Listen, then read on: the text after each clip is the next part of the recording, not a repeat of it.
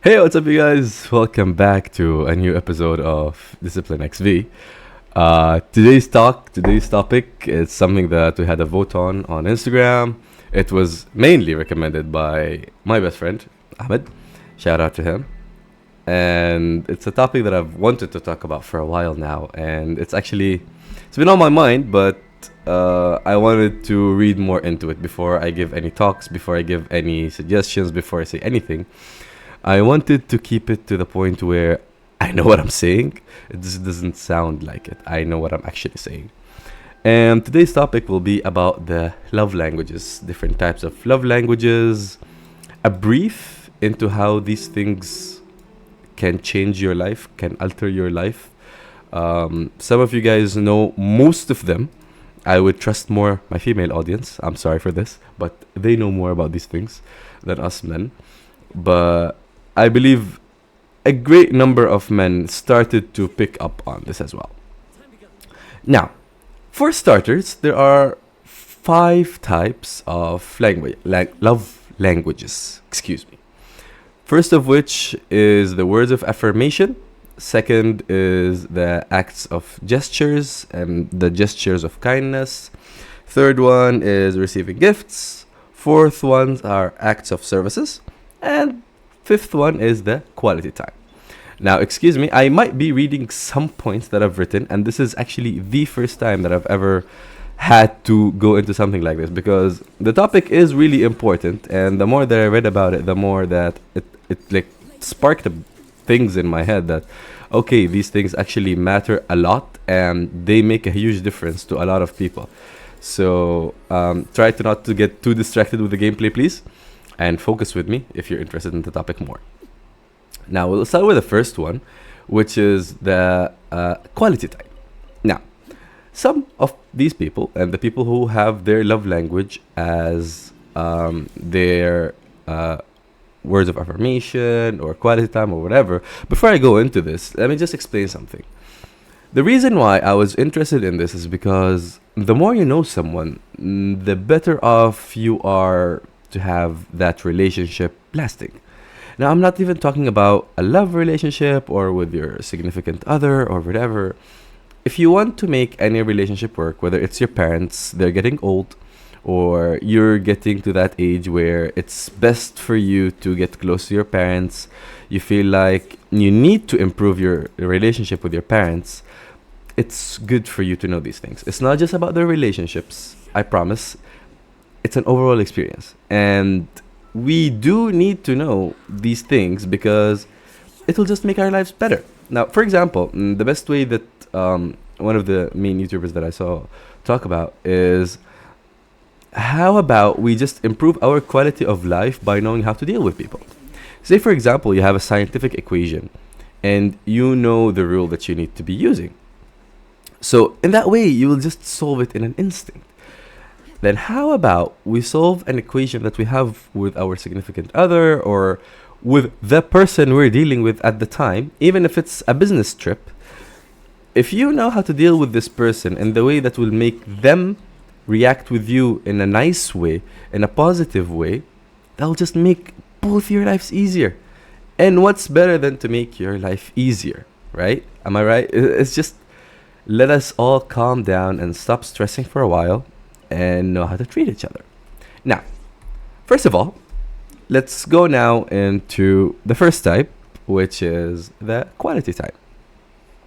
Now, in this type, in my opinion, it's one of the easiest ones to explain because it's very self-explanatory in the way that it's described, in which people with this kind of love language, it's just about spending some good time with them.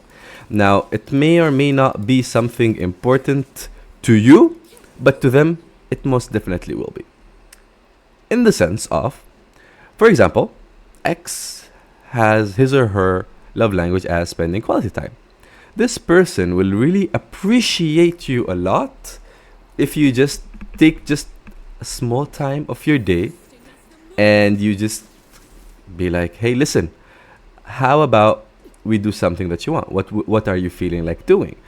Let's have some free time for each other, and how about we spend it with each other, you know?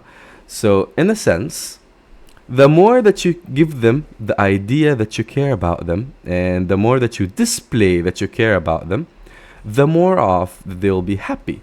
And the happier they are, obviously, the happier that you are. I will repeat this for a million times in this video because this is what I would like all of you guys to take home with you as a key message. The happier the other person is, the happier you will be, as long as it will not affect how you're going through your life. So as we said, spending the quality time is the first and foremost thing that they would love to do. Doesn't matter what are you guys doing, it matters that they're happy, you two are spending time with each other, doing something that they enjoy doing with you. It could be something as just sitting in the beach listening to music, or it can go to doing some physical activities, obviously depending on the person that is in the other opposite spectrum, the person that's interested in this. Now, the second type that I will be talking about, which is the gift receiving, or yeah, gift receiving. This is how they call it. And excuse me if I'm reading because I really don't want to mess anything up. I really like how this will just transgress on the end of the day. So, this kind of people, they just love getting gifts. And now, this will get into the dilemma, and a lot of people usually misunderstand them, and especially either for men or for women, thinking that they're just using me. Now, this is not how things run in this direction. Yes, unfortunately, there are goods and bads and everywhere, and that's very normal. I might be a good person, I might be a bad person. That depends on how you look at me and how I act with you. It doesn't have anything to do with anything else. But what I'm trying to say here is, people who like receiving gifts as their love language does not entail on how expensive or how cheap or what is the gift itself. It just differentiates between them that you thought about them. It could be as small as getting a small flower or a chocolate, or you remembered something important for them, so you got them a piece of cake, a cup of coffee, whatever it may be. It doesn't have to be something big or something of major monetary value. It can simply be a paper. And I believe one of the most primary examples that I can give about this is usually for us as kids, and when we used to go for our mother's birthday, Mother's Day, or whatever, usually most of us would have not have had that much money growing up, and our moms were very happy just receiving a simple flower or a card, a handwritten card drawn with that ugly face or that misdrawn heart and flower. It just wasn't perfect, but receiving that gift from the person that you love, as I explained it in a very simple or brief term, like from your kids or from your parents, it makes a major difference. And that's, in short, how to explain receiving gifts as a love language. Okay? Now, third of all is the physical touch. And this one is, I believe, in my opinion, one of the most controversial types of love languages. Although, it doesn't mean anything bad about it, but it gets a little bit controversial. Physical touch people doesn't mean that they're clingy or anything, but all it means that they like feeling the person with them. You know, it could be as simple as a handshake or a handhold for your significant other while you're walking down the street. Maybe your man or your woman likes to hold hands.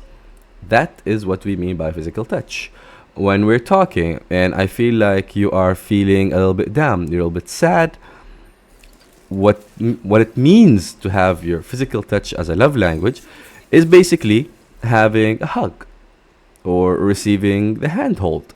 When someone's going through a rough time and their love language is physical touch, it does not hurt for you to hold their hands. Just a nice gentle handhold, keeping it nice, keeping it very if I were to say it in a simple term, I don't know why I posed the video. It just got a little bit complicated. I don't want to undermine anyone's feelings. But just a simple, nice feeling of warmth to their hands, or a tap on the shoulder or a tap on the back just feels so nice. And I'll go back to the reference of the parents, because that's the purest form of love that we all have in our lives, which is the parental love. Um, Once you do something good, usually as kids, we would love to run to our parents and tell them, "Hey, mom, hey, dad, I did X, Y, and Z, and I loved that I did it, and I wanted to share this with you. I hope you're proud of me." And you receive that back rub, or the back pat on the back from your parents, from your mom, from your dad, from your significant other, from whomever. Once you receive that, it just feels so nice, so warming, and that's what we usually mean by having the physical touch as a love language. Okay? So I hope I made myself clear. Now, excuse me as I got a little bit carried away with the game, and I'm messing this up, and I sincerely apologize. I'm talking about something very serious. But hey, this is the podcast. We're not going to go too serious. I am no therapist by all means. All I'm trying to do is to do a small talk here on YouTube. So yeah. Excuse me as I am drifting everywhere, and I drifted off topic as well, but that's a nice small break for me to catch my breath and to go back on topic. Now, we have two more types, which are the words of affirmation and acts of service. And I would like to end with the words of affirmation. So let's go to talking about the acts of service. Now, for those who enjoy acts of service as their love language, typically goes into the factor of having someone who appreciates them, where they feel like they are with you there in heart. Whether it being taking my dog out for a walk, whether it being having you next to me. By the way, these love languages do not just have, most of us don't just have one type of love language. We usually go into one as a main and few subtypes of love language, which are situational in their sense. Okay? So for acts of service, say for example, as I said, taking my dog out for a walk, helping me do some chores, helping me clean my house for your significant other, helping me do whatever. Just you doing me that small service or that small favor does not mean that you're using me. Again, we repeat it. These are completely different things. But that really matters for them. That small gesture that will take some time out of your day, like I will be doing something that was not planned in my day. If you do that for these people who actually love this, they will actually feel different. They will feel like, oh, this person actually appreciates me more than anything. So I'm sorry, I'm just drifting off topic again, because I'm trying to aim while doing a very serious talk, which is a very smart idea of me. Good job, Fad, for choosing this game today. But oh well, I have to do what you gotta do. So I hope you guys understood me. Oh, by the way, and one other type of love language and acts of service that some people do, since we're doing gaming, is winning a game for your significant other is actually one of the best examples that I came to see. I came to know actually after a while, and I was like, okay, that is actually that makes a lot of sense, because actually winning a game for someone who does not know how to play a game is something that matters, because to them they appreciate that you took the time and you took the effort and you did something for them that no one else could do, or they wanted you to do it. Doesn't matter that they cannot do it or they just don't have the time to do it. It's that if you do it for me, I will love it. If you do X, I will enjoy it more. For example, I can cook, but if you take the time out of your day to cook me a nice warm meal, I would love it.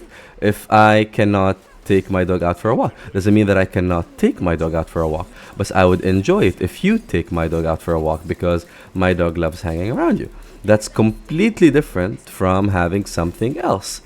And one more example of this, and I wanted to conclude the talk about it like this, is that it doesn't mean that they cannot do it or they just want to use you to do it, or oh hey, why am I doing this for them. It's just that, remember, you're doing this for one reason and one reason only, which is what we mentioned earlier. It's just how they love you, and they love being around you, they love having to do this with you, they love doing X with you. And that doesn't mean that they cannot do this without you or life will end without you, but it will mean a lot for them if you do it with them or if you do it for them. Whether it's small or big, just remember that you are doing this to please the person that you are with. And I believe in a relationship, that's one of the most important things that you can do or you have to do. You know, if you please them, then you'll be pleased. It's a vice versa conversation. If I do something that you like and you love me how much I love you, or you appreciate me how much I appreciate you, then 9 times out of 10, they will go out of their way to do something that you love as well. Which translates, in very brief terms, into them doing the love language that you have. If you two have the exact same love language, hey, please, you already made it. They know how to talk to you. And guys, please, I want to say this from now, or you know what, I'll keep it to the end of the video. Learn how to talk to your significant other. Express yourself.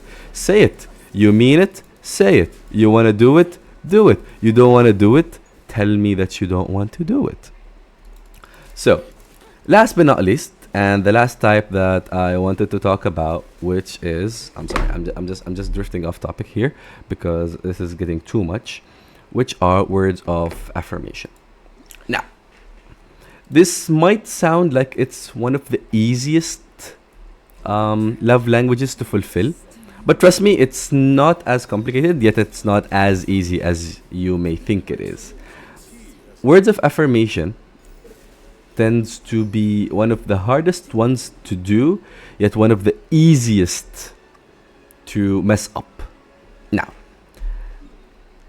in a nutshell, how it's self-explanatory, receiving the words that I want to hear from my significant other makes a major difference to me. For example, and this translates into a lot of things actually. It translates into me knowing the person that I'm with. It translates into me knowing what do they want to hear and how do they want to hear it. In simple terms, say for example, I do a good job at something. And hearing that good job matters a lot to me because I know that I did a good job, but if you tell me I did a good job, then that makes a difference to me. Again, one more thing. For example, if I do something correctly, I love to hear that I did this correctly. Doesn't matter that doesn't mean that I don't know. I do know that I did something correctly. I do know that you appreciate what I did, because otherwise, why are we partners? Or again, for parents, this does not apply, but you get the point. What I'm trying to say is, they know, but say it. It makes a difference to them, by the way. Most people who have the love language as words of affirmation, they already know that you appreciate them, or sometimes it might be a small part that they don't know, or they wish to confirm that you love them, but it means that they want to hear it from you. It makes a difference for them to hear it from you that you appreciate what they did to you or what they have done. If they did a good job at something, if they had something done perfectly fine, if I did a chore, if I did it correctly. Say for example, a person asks you to drive them, and you thank them a lot for taking the time and putting in the effort of driving. It's not that tedious for most of us, but it still is a chore. It still is something a little bit complicated. So taking the time and driving and doing and making the effort and the time, being appreciated in the sense of having the words of the thanks usually makes a major difference for most of these people, because they know that they did a good job, they know that you appreciate them, they know that you love them, but again, they would really love to hear it from you, because it will just make them feel even better about themselves, you know? So let's stay away from the game for now. I'll just go and stop somewhere nice. I know some few good places, and I just want to stop here for a while and conclude my talk in a calm manner. Let's actually go back to the main original spot of our video starting. The reason why I did this talk, and I was really interested when my friend told me to do this talk, is several reasons. First of which is that because of the million publications that you see per day, it is important for us nowadays to differentiate how people talk to each other.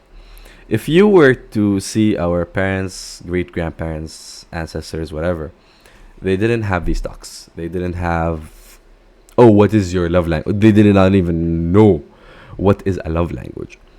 But their marriages lasted for ages, for years, for whatever. And the reason is it was a trial and error kind of method. The reason is there were no million dilemmas per day thinking of, oh, does he love me? Does he not? You know, these things do matter, and these things do make a major and significant change in the quality of life that we live in. Because if I know how to talk to you, if I know how to listen to you, if you know how to talk to me, then immediately I will just simply come to know that I'm doing this correctly or I'm doing that wrongly. It will just save us both time, and it will just make our lives easier that way, you know. Love is something international. It is from our religion to love people, to do no harm, and to know how to talk to people, you know. So learn to love each other, and love each other in a sense that they enjoy it as well.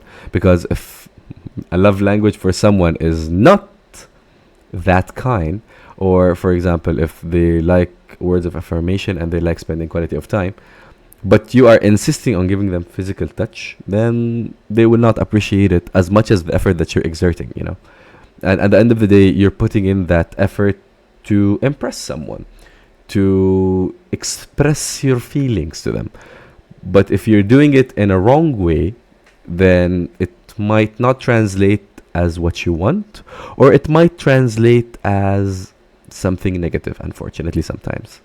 So love each other, stay safe, stay healthy, stay happy, stay positive.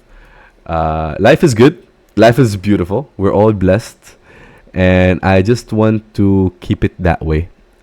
These are the last words that I wanted to share in this episode for today. Thank you all for listening. It's been amazing. I hope I didn't mess things up too much.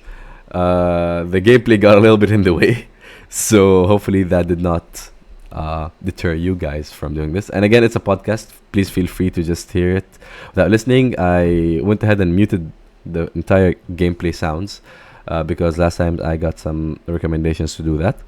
So yeah, stay safe. Love each other. Love you guys all. And we'll see you on the next episode. Goodbye.